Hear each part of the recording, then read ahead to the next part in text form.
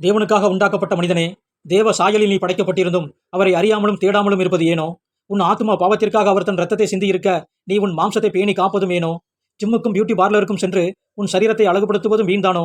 வானம், பூமி, சூரியன், சந்திரன், காற்று, மலை, மரம், செடி, விலங்குகள், மீன்கள் மற்றும் 6 அறிவு கொண்ட மனிதர்களையும் ஒருவரே உண்டாக்கியிருக்க, ஒருவனே தேவனாயிருக்க, பல மதங்களும் மார்க்க பேதங்களும் பல தெய்வங்களும் ஒன்றென்று நீ மூட நம்பிக்கையில் இருப்பதும் ஏனோ?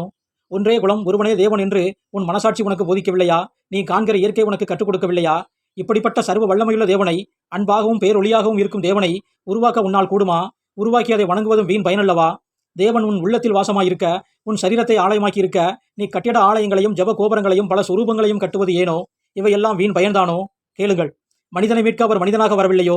வந்து தேவனுடைய நாமம் இயேசு கிறிஸ்து என்று சொல்லவில்லையோ? ஆத்துமாவை பரிசுத்தப்படுத்த அவர் வாய் திறந்து வார்த்தையை கொடுக்கவில்லையோ? அந்த ஜீவ வார்த்தைகள் மத்தேயு, மார்க்கு, லூக்கா, யோவான் புத்தகத்தில் இருப்பதை நீ அறியவில்லையோ? என் பாவங்களை மன்னியும், சாபத்திலிருந்து விடுவியும், நோயிலிருந்து குணப்படுத்தும்